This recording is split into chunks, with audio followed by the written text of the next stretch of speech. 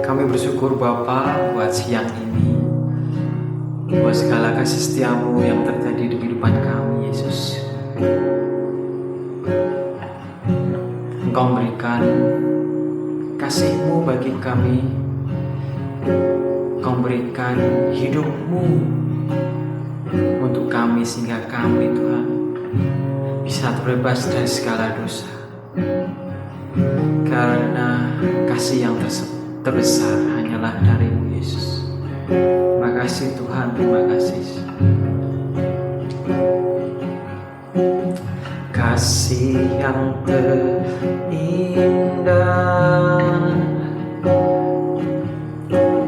hati yang mulia,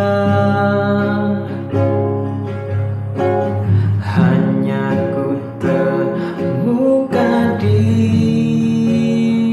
dalamku, Yesusku.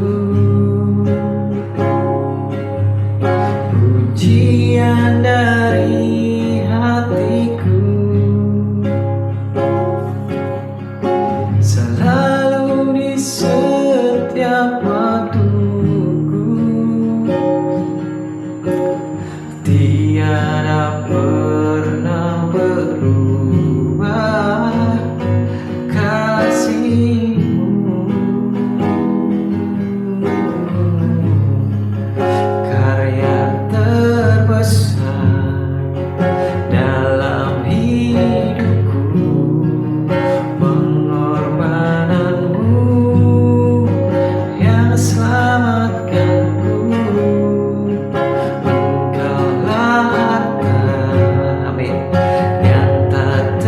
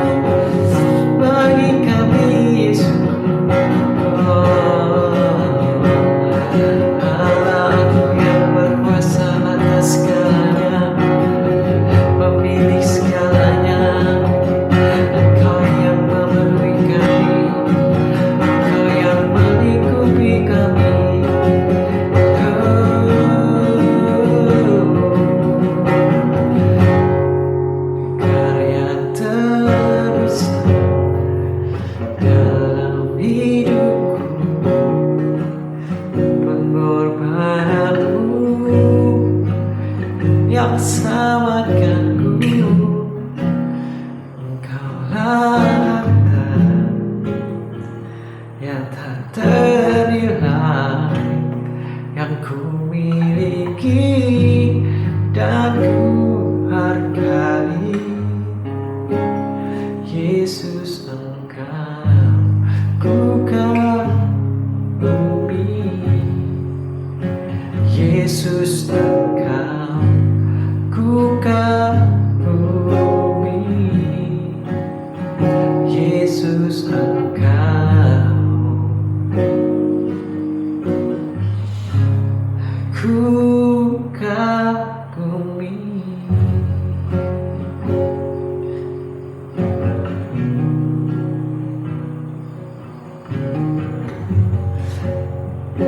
Kasih-Mu besar bagi kami, Tuhan, sehingga Engkau turun ke dunia, Tuhan, untuk menebus dosa segala dosa kami. Dan kami percaya, Tuhan, kami yang sekarang ini masih hidup, Tuhan, akan mempergunakan semua itu dengan baik. Dan biarlah semua kehidupan kami untuk kemuliaan. Terima kasih Bapa, terima kasih Yesus. Biarlah firman pada hari ini, sharing firman pada hari ini, Tuhan, menjadi kekuatan bagi kami, menjadi tempat penghiburan bagi kami, karena sukacita yang kekal hanya dari Yesus. Terima kasih Bapa, terima kasih Yesus, terima kasih Roh Kudus. Kami bersyukur buat hari ini, hanya dalam nama Yesus kami berdoa. Amin. Shalom saudaraku, selamat siang semuanya dan selamat beraktivitas pada siang hari ini. Dan mungkin teman-teman saat ini yang lagi beristirahat siang, lagi makan siang dan lagi rehat dalam segala apapun, karena ini jam 12:30, jadi teman-teman bisa beristirahat dalam bekerja dalam setengah hari ini ya. Minggu ini banyak yang bersukacita, banyak yang senang karena hari Sabtu besok adalah hari Natal, dan kebanyakan orang Kristen Katolik merayakan hari Natal. Dan biasanya kita senang ya, ada kado, ada hadiah, perayaan, atau segala sesuatu yang berhubungan dengan Natal pasti hubungannya dengan sukacita, dengan bahagia, dengan penuh damai sejahtera. Karena apa? Karena Tuhan Yesus datang ke dunia ini untuk menebus dosa kita. Tetapi terkadang kita dengan terlalu banyak euforia, terlalu banyak bersukacita, tapi kadang lupa makna arti Yesus datang ke dalam dunia ini. Ya mungkin tahu ya datang ke dalam dunia ini untuk menebus dosa kita, tapi cuma sekedar itu saja dan tidak memaknai di dalam kehidupan mereka atau kehidupan saudara kita tidak mencerminkan penebusan dosa terhadap kita. Mari kita mau belajar firman pada siang hari ini tentang bagaimana kita harus memaknai kehadiran atau kedatangan Tuhan Yesus di dalam dunia ini. Mari teman-temanku, kita mau baca di dalam Yohanes 1 ayat 10 sampai ke 12. Yohanes 1 ayat 10 sampai dengan 12. Ia telah ada di dalam dunia dan dunia dijadikan olehnya, tetapi dunia tidak mengenalnya. Ia datang kepada milik kepunyaannya, tetapi orang-orang kepunyaannya itu tidak menerimanya. Tetapi semua orang yang menerimanya diberi kuasa supaya menjadi anak-anak Allah, yaitu mereka yang percaya dalam nama-Nya. Amin. Ia telah ada di dalam dunia dan dunia dijadikannya. Kita tahu bahwa dunia ini dijadikan oleh Allah, oleh pencipta kita Allah, dan disebut juga oleh Yesus. Dan pada mulanya yang menjadikan semuanya ini adalah firman. Pada ayat pertama yang dikatakan ya, pada mulanya adalah firman, dan firman itu bersama-sama dengan Allah, dan firman itu adalah Allah sendiri. Nah, yang menciptakan dunia ini adalah firman. dan semuanya bersama dengan Allah. Jadi, jikalau kita mengetahui bahwa Yesus itu adalah Allah sendiri dan dia datang ke dunia ini. Tetapi di ayat sebelah dikatakan yang B, dunia tidak mengenalnya. Padahal dunia ini yang menciptakan siapa? Tuhan Yesus, Allah. Nah, dalam konteks ini dikatakan pada zaman waktu itu Tuhan berfirman ya, ia telah ada di dalam dunia ini, tapi segala dunia tidak mengenalnya. Yesus datang pada waktu itu berkhotbah, pada waktu melakukan mukjizat, pada waktu itu menolong orang, menyembuhkan orang, dan berbondong-bondong orang mengikuti Yesus. Tetapi apa? Motivasi mereka berbeda. Mereka hanya ingin memanfaatkan Tuhan Yesus. Mereka hanya menginginkan kesembuhan dari Tuhan Yesus. Mereka hanya ingin makan dari Tuhan Yesus. Makanya dari itu firman Tuhan dikatakan, tetapi dunia tidak mengenalnya. Karena mereka tidak benar-benar ingin mengenal pribadi Yesus.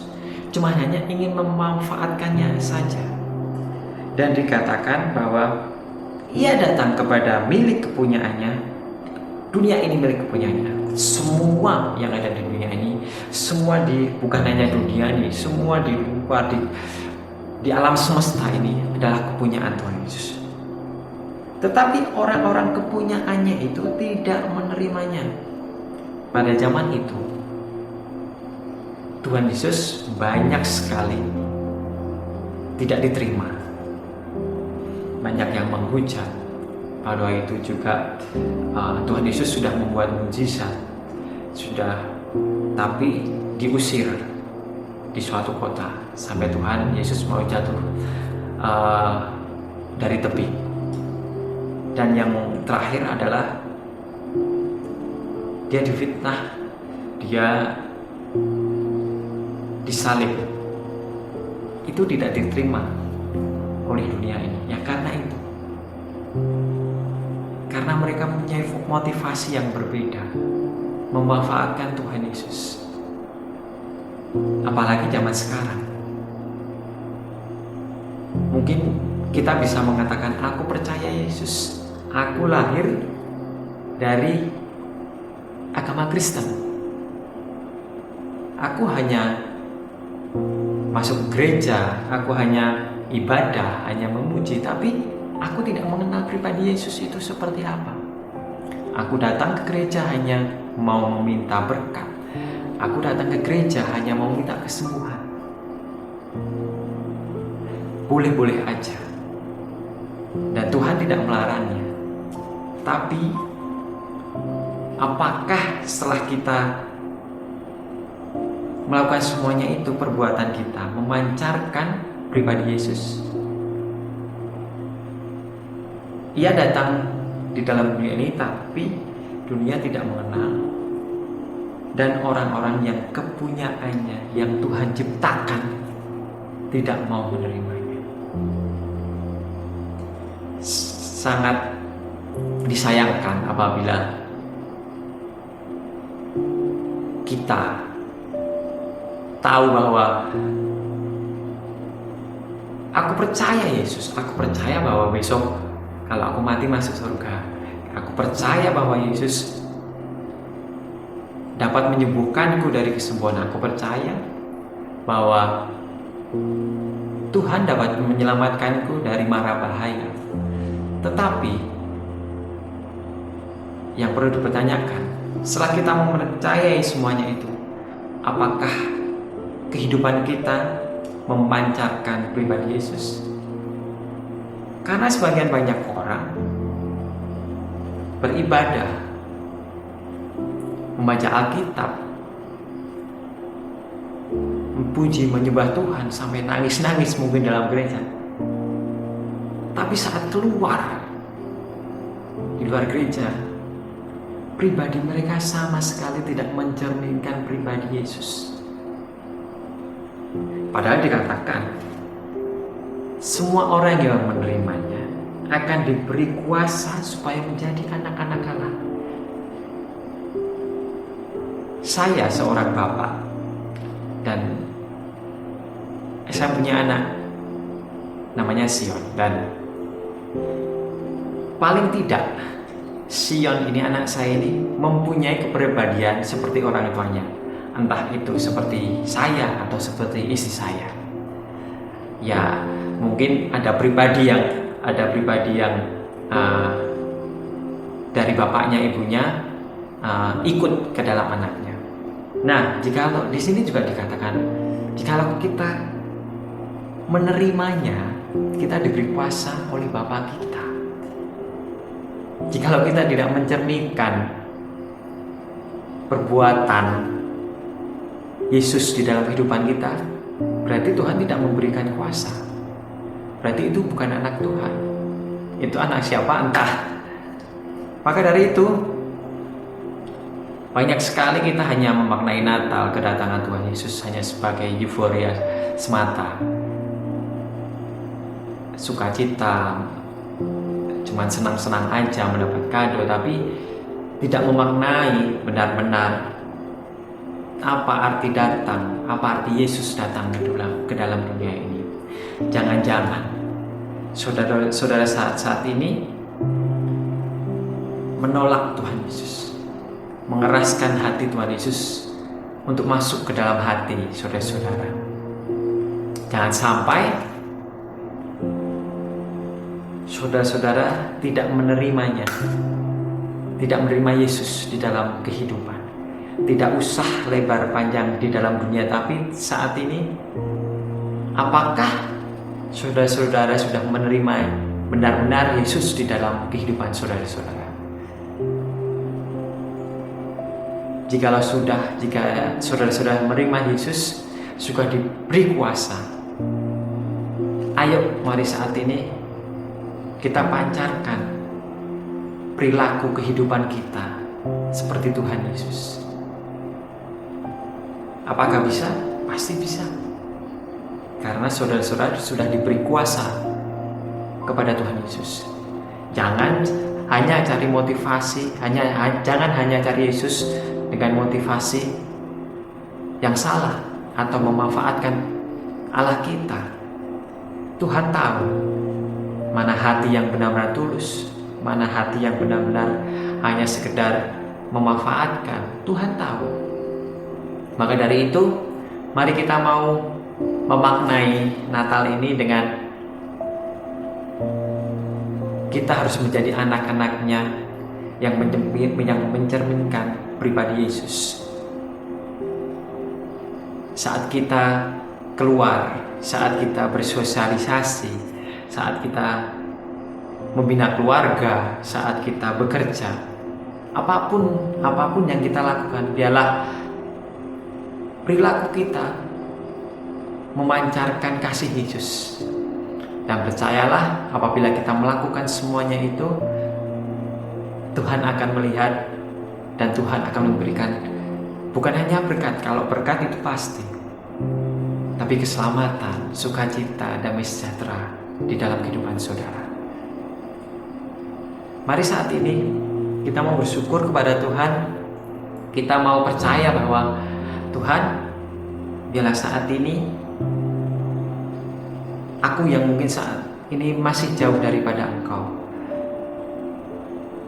biarlah ampuni dosa kami, jamah hati ini, supaya kami diberi kuasa oleh-Mu dan kami menjadi anak-anak-Mu, sehingga kami bisa mencerminkan perilaku-Mu Yesus, dan kasih kami Tuhan bisa terpancar di dalam keluarga kami, di dalam pekerjaan kami, di dalam sekolah kami, di dalam apapun yang kami lakukan.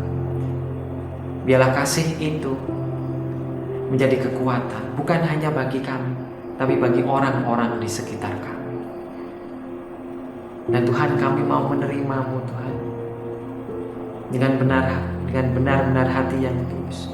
Kami ingin menerima-Mu Tuhan, supaya kami Tuhan dapat mengenal Engkau, sebagai Bapa kami, sebagai Allah pencipta kami, sehingga kami tahu Tuhan bahwa kami mengikuti Allah yang sejati. Terima kasih Bapa, terima kasih Yesus. Biarlah firman ini Tuhan menjadi kekuatan bagi kami Tuhan. Biarlah kami tidak menolak Engkau Tuhan. Biarlah kami tidak mengenal Engkau Tuhan, tapi ajarilah kami untuk lebih mengenal Engkau Tuhan dan menerima Engkau Tuhan di dalam hati kami. Lembutkan hati kami Bapa, jamah hati kami. Terima kasih Bapa, terima kasih Yesus. Biarlah firman pada hari ini Tuhan, sharing Tuhan, menjadi kekuatan bagi kami Tuhan. Saat kami bekerja kembali pada siang hari ini Tuhan, kami mempunyai kekuatan yang lebih. Dan kami percaya Tuhan, kuasa-Mu Tuhan akan diberikan saat ini.